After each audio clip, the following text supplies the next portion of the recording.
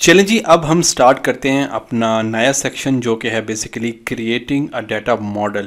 कि अब हम डिस्कस करेंगे कि बेसिकली डाटा मॉडल क्या होता है और डाटा मॉडलिंग आप किस तरह से करते हो और क्यों करते हो। तो सबसे पहले मैं कुछ आपको जो है वो ब्रीफ इंट्रोडक्शन देता चलूँ इस सेक्शन में हम क्या चीज़ें कवर करेंगे। इस एरिया में हम कवर करेंगे डाटा मॉडलिंग जो है वो क्या होती है, नॉर्मलाइजेशन क्या होती है, फैक्ट्स और डायमेंशन टेबल्स क्या होते हैं, प्राइमरी और फॉरेन कीज़ जो हैं वो कौन सी होती हैं, कार्डिनैलिटी क्या होती है, फ़िल्टर फ्लो, कॉमन स्कीम्स और उसके बाद जो है वो हिरार्कीज़ क्या होती हैं। तो ये सब कुछ हम जो है वो इस अपने सेक्शन में कवर करेंगे जो कि बेसिकली डाटा मॉडलिंग का सेक्शन है। तो चलिए सबसे पहले हम डिस्कस करते हैं कि डाटा मॉडल होता क्या है। डाटा मॉडल बेसिकली जैसे अभी हमने डिफरेंट क्वेरीज़ जो है वो इंसर्ट की थी पावर बीआई के अंदर। तो वो जो क्वेरीज़ होती हैं वो बेसिकली हर एक क्वेरी एक टेबल होती है जो कि आपके पास जो है डाटा मॉडलिंग वाले सेक्शन में जो है वो शो हो रही होती है। मैं अभी थोड़ी देर में आपको पावर बीआई में जाके भी बता दूंगा कि कहाँ पे आपकी बेसिकली जो टेबल्स हैं जो कि डायरेक्टली आ रहे हैं आपकी क्वेरीज़ के थ्रू। अभी यहाँ पे आप एक एग्जांपल के तौर पे देख सकते हैं कि मेरे पास 3 टेबल्स हैं। एक प्रोडक्ट लुकअप का टेबल है, एक सेल्स डाटा का टेबल है और एक रिटर्न डाटा का टेबल है। इस टाइम के ऊपर ये डाटा मॉडलिंग नहीं है क्योंकि ये तीनों टेबल जो है वो आपस में कनेक्टेड नहीं है। This is a collection of independent tables which share no connection or relationship. ये एक इंडिपेंडेंट टेबल हैं, इनका आपस में किसी किस्म का कोई ताल्लुक नहीं है। अब अगर आप फॉर एग्ज़ाम्पल यहाँ पे जाके और विजुलाइजेशन करें और उस विजुलाइजेशन में आप इन तीनों टेबल्स में से डिफरेंट कॉलम सिलेक्ट करें तो आपका डाटा एक्यूरेट नहीं आएगा क्योंकि एक टेबल को नहीं मालूम कि दूसरे टेबल में क्या चल रहा है, दूसरे को नहीं मालूम कि पहले में क्या चल रहा है। तो इस रिलेशनशिप के ना होने की वजह से हम इसको डाटा मॉडल नहीं कह सकते। ये आप एक और जो है वो स्लाइड देख रहे हैं जिसके अंदर अब ये एक बेसिकली डाटा मॉडल की प्रॉपर जो है वो आपके सामने एक कंडीशन है जिसमें आप देख रहे हो कि अब रिलेशनशिप जो है वो यहाँ पे क्रिएट हो चुके हैं और प्रोडक्ट लुकअप जो है वो बेसिकली सेल्स डाटा में भी जा रहा है, रिटर्न में भी जा रहा है। आपको बिल्कुल परेशान होने की ज़रूरत नहीं है क्योंकि अभी हम स्टेप बाय स्टेप जब पावर बीआई क्वेरी एडिटर में जाएंगे तो वहाँ पे आपको बहुत क्लियरली ये कॉन्सेप्ट क्लियर हो जाएंगे कि बेसिकली ये रिलेशनशिप कैसे बिल्ड होते हैं और हम किस तरह से इनको बिल्ड करेंगे। ये एक एग्जांपल है डाटा मॉडलिंग की जिसमें जो है वो रिलेशनशिप बिल्ड हो चुका है और यहाँ पे अगर आप तीनों टेबल को सिलेक्ट करेंगे और तीनों टेबल के किसी भी कॉलम को सिलेक्ट करेंगे तो आपके पास जो एक्यूरेट डाटा है वो आपके पास आ जाएगा, पहले की तरह नहीं आएगा जो स्टैटिक डाटा आपके पास आ जाए। तो चलिए हम पावर बीआई में जाके वहाँ पे देखते हैं कि कैसे आप जो है वो बेसिकली क्वेरीज को डाटा मॉडलिंग में देख सकते हैं। यहाँ पे आप देख सकते हैं कि अभी तक हमने जो है वो डिफरेंट क्वेरीज यहाँ पे अपलोड की हुई हैं और अगर मैं यहाँ पे ट्रांसफॉर्म डाटा में जाता हूँ तो मेरे पास पावर क्वेरी एडिटर यहाँ पे ओपन हो जाएगा और यहाँ पे भी आप देख सकते हो कि हमने डिफरेंट तरीक़ों से डिफरेंट क्वेरीज यहाँ पे ऑलरेडी अपलोड कर दी हैं। यहाँ पे आप देख सकते हैं कि अब तक जो है वो मैं 7 क्वेरीज यहाँ पे जो है वो इंपोर्ट कर चुका हूँ। अब आइडियली जितनी क्वेरीज मैंने यहाँ पे इंपोर्ट की होंगी उतने ही मेरे पास टेबल्स अवेलेबल होंगे मेरे डाटा मॉडलिंग के सेक्शन में। तो मैं क्या करता हूँ, यहाँ पे क्लोज एंड अप्लाई करता हूँ या इसको सिंपल क्लोज कर देता हूँ क्योंकि मैंने अभी इसमें कुछ चेंजेस नहीं की जिनको मुझे अप्लाई करने की ज़रूरत है। यहाँ पे आप 3 ऑप्शन देख रहे हैं। सबसे पहला ऑप्शन है जो कि बेसिकली रिपोर्ट व्यू का है, जो कि मेरे पास ये पावर बीआई की जो फ्रंट एंड जिसको हम बोलते हैं उसका व्यू आपके सामने है। सेकंड पार्ट मेरे पास डाटा व्यू है। ये वो व्यू है जहाँ पे मेरे पास जो मेरे ये क्वेरीज हैं ये आपको यहाँ पे मिल जाएंगी। लाइक अगर आप किसी भी क्वेरी को यहाँ पे क्लिक करोगे तो आपके पास उसका जो डाटा है वो यहाँ पे शो हो जाएगा। और तीसरे नंबर पे मेरे पास यहाँ पे जो है वो मॉडल्स आ रहे हैं, डाटा मॉडल्स। अब यहाँ पे अगर आप काउंट करोगे तो आपके पास 7 जो है वो टेबल्स ही आने चाहिए क्योंकि हमारी 7 क्वेरीज जो हैं वो वहाँ पे हमने यूज़ की हैं। तो आप यहाँ पे देख सकते हो मेरे पास जो है वो 7 डिफरेंट जो टेबल्स हैं वो यहाँ पे आ चुके हैं। अभी ये डाटा मॉडलिंग नहीं है क्योंकि मैंने किसी को किसी से भी जो है वो कनेक्ट नहीं किया। तो अभी हम डिस्कस करेंगे कि आप जो है वो कैसे इनको कनेक्ट कर सकते हो। अब फॉर एग्जांपल मैं इस पूरे जो टेबल्स हैं इनको कनेक्ट किए बगैर अगर विजुलाइजेशन की ट्राई करता हूं तो देखते हैं कि हमें वहां पे क्या एरर आता है। तो यहाँ पे आप जो है वो अगर ये आपके पास डिफरेंट जो ऑप्शंस हैं विजुलाइजेशन के, इसमें से अगर ओपन करके और आप मैट्रिक्स को ओपन करें, फॉर एग्जांपल यहाँ पे मेरे पास टेबल एंड मैट्रिक्स का ऑप्शन आ रहा है, यहाँ पे मैं मैट्रिक्स को ओपन कर देता हूँ। It's just like a table. अच्छा, इस विजुअलाइजेशन में अगेन आपको जो है वो बिल्कुल परेशान होने की ज़रूरत नहीं है अगर आप ये फर्स्ट टाइम देख रहे हैं, क्योंकि हम हर एक विजुअलाइजेशन को स्टेप बाय स्टेप जो है वो लास्ट में ज़रूर कवर करेंगे। अभी जस्ट मैं आपको ये दिखाने की कोशिश कर रहा हूँ कि अगर आपके टेबल्स में रिलेशनशिप ना हो तो उससे आपके डाटा में क्या एरर आ सकते हैं। अब यहाँ पे जैसे ही मैंने मैट्रिक्स का विजुअलाइजेशन पार्ट ओपन किया तो मेरे पास जो है वो विंडो एक ओपन होके यहाँ पे सामने आ गई है, जो कि बेसिकली बिल्ड अ विजुअल के नाम से है। अब जो है वो पावर बीआई मुझसे पूछ रहा है कि आप इसमें कौन कौन सा डाटा जो है वो ऐड करना चाहते हैं। यहाँ पे आप देख सकते हो कि मेरे पास एक रो की फील्ड आ रही है, एक कॉलम की फील्ड आ रही है और एक मेरे पास वैल्यूज़ की फील्ड आ रही है। It's just like a pivot table. जब आप पिवट टेबल अप्लाई करते हो तो आपने रोज़ में भी जो है वो क्राइटेरिया डालना होता है, आपने जो है वो कॉलम में भी डालना होता है और फिर आपने वैल्यू में भी डालना होता है। मैं क्या करता हूँ कि मैं यहाँ पे वैल्यू पे ऐड डाटा पे क्लिक करता हूँ और अभी मेरे पास जो सिर्फ एक टेबल जिसमें मेरे पास डाटा अवेलेबल है वो बेसिकली ये सेल्स डाटा की शीट है। अगर आपको याद होगा तो ये हमने कंसोलिडेट जो है वो एक शीट बनाई थी जो कि हमने फोल्डर से लिंक की थी। तो इसमें मेरी बेसिकली तमाम जो ट्रांजैक्शन वैल्यूज़ हैं वो यहाँ पे आ रही हैं। तो मैं क्या करता हूँ, यहाँ जैसे ही इसको ओपन करता हूँ तो आप यहाँ पे देख सकते हो कि कुछ फील्ड के साथ सिग्मा का ऑप्शन है और कुछ के साथ जो है वो सिग्मा का ऑप्शन अवेलेबल नहीं है। जहाँ पे भी सिग्मा का ऑप्शन अवेलेबल होता है, इसका ये अंडरस्टूड मतलब होता है कि उस कॉलम के अंदर बेसिकली वैल्यूज़ हैं जिनको आप प्लस माइनस कर सकते हो, सम कर सकते हो, एवरेज कर सकते हो, वगैरह वगैरह। तो यहाँ पे मैं क्या करता हूँ कि ऑर्डर क्वांटिटी जो है वो ले लेता हूँ, देखता हूँ कि मेरे पास कितनी जो है वो टोटल ऑर्डर क्वांटिटीज़ आ रही हैं। यहाँ पे आप देख सकते हो मेरे पास जो है वो 84,174 ऑर्डर क्वांटिटीज़ आ रही है। तो चलिए अब मैं क्या करता हूँ, यहाँ पे रोज़ में जाता हूँ और यहाँ पे अगेन सेल्स डाटा में जाता हूँ और यहाँ पे मैं लेट्स सपोज ऑर्डर की डेट दे देता हूँ। तो अब आप यहाँ पे देख सकते हो कि मेरे पास ये बिल्कुल डायनामिक जो है वो डाटा आ रहा है और हर मुझे डेट के हिसाब से वो बता रहा है कि आपके कितने ऑर्डर जो है वो इस डेट पे प्लेस हुए थे। लेकिन अब प्रॉब्लम ये है कि अगर मैं इस सेल्स डाटा को किसी और पैरामीटर के थ्रू अगर इसको एनालाइज करना चाहूँ तो वो मैं नहीं कर सकता। जैसे फॉर एग्जांपल मैं यहाँ पे ऑर्डर डेट की बजाय अगर रोज़ में डाल देता हूँ, यहाँ पे प्रोडक्ट लुकअप में मैं चला जाता हूँ और यहाँ पे मैं जाके प्रोडक्ट कलर को सिलेक्ट कर लेता हूँ, तो अब आप देखेंगे आपके पास वही जो सेम टोटल नंबर है वही यहाँ पे रिपीट हो रहा है। इसका मतलब है कि इस टाइम बेसिकली जो कनेक्शन है वो बिल्ड नहीं हुआ, इसलिए जो सेल्स का डाटा का जो टेबल है उसको ये नहीं मालूम कि जो प्रोडक्ट का टेबल है उसके अंदर कौन से पैरामीटर्स हैं, क्योंकि अभी तक हमने प्रोडक्ट के टेबल को सेल्स के जो टेबल के साथ जो है वो कनेक्ट नहीं किया।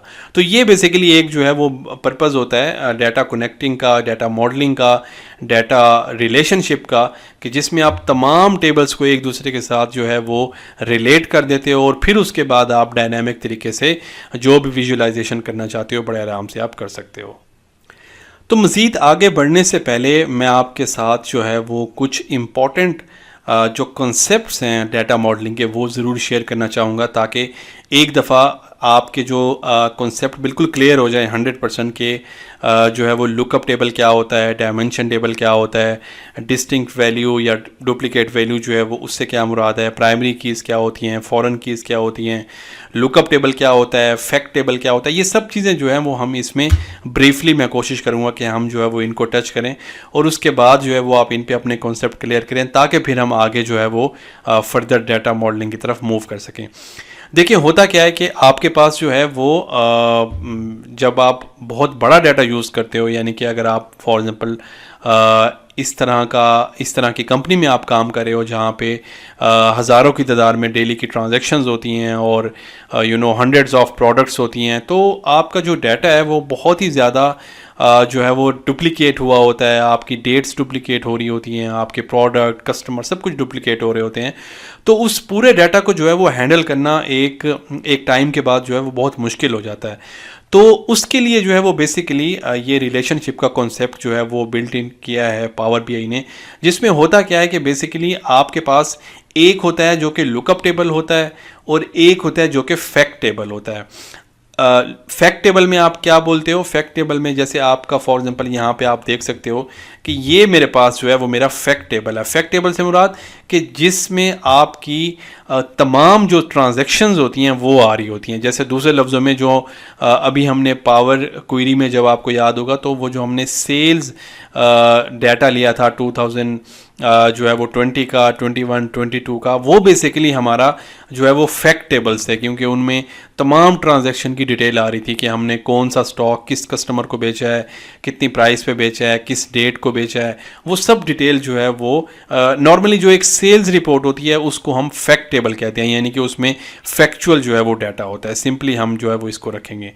तो जो आपका फैक्ट टेबल होता है उसके अंदर जो है वो जो आपकी वैल्यूज़ होती हैं वो डुप्लीकेट्स होती हैं। जैसे मैंने पहले कहा कि जैसे सेल्स का टेबल है तो डेफिनेटली आपका फैक्ट टेबल तो है, लेकिन उसमें डुप्लीकेट वैल्यूज़ आ रही हैं, एक डेट की कई ट्रांजैक्शन आ रही होंगी, एक कस्टमर की कई ट्रांजैक्शन होंगी एंड सो ऑन। तो पहली चीज़ हमने क्या डिस्कस की फैक्ट टेबल के बारे में कि फैक्ट टेबल जो है जिसको हम डाटा टेबल भी बोलते हैं वो बेसिकली वो डाटा होता है, वो टेबल होता है जिसमें आपकी ट्रांजैक्शंस आ रही होती हैं और उसमें डुप्लीकेट्स वैल्यू होती हैं, ठीक है। और उसके बाद जो है वो फॉरेन कीज़ क्या होती हैं? फॉरेन कीज़ ये होती हैं कि फॉर एग्जांपल आपके पास ये प्रोडक्ट आईडी का एक कॉलम आ रहा है, लाइक फैक्ट टेबल है, उसमें प्रोडक्ट आईडी आ रहा है, कस्टमर आईडी आ रहा है, सेल्स पर्सन आईडी आ रहा है कि किस सेल्स पर्सन ने जो है ये प्रोडक्ट सेल किया है, उसके बाद इनवॉइस की डेट आ रही है, क्वांटिटी सोल्ड, प्राइस और अमाउंट, सो ऑन। तो अब फॉर एग्जांपल अगर हम प्रोडक्ट आईडी को लें तो इस प्रोडक्ट आईडी के अंदर जो है वो डुप्लीकेट्स आईडीज होंगी प्रोडक्ट की। तो ये जो कीज़ हैं डुप्लीकेट वाली, इनको हम फॉरेन कीज़ कहते हैं।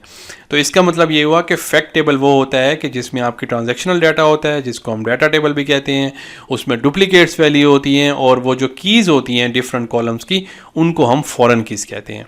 ठीक हो गया।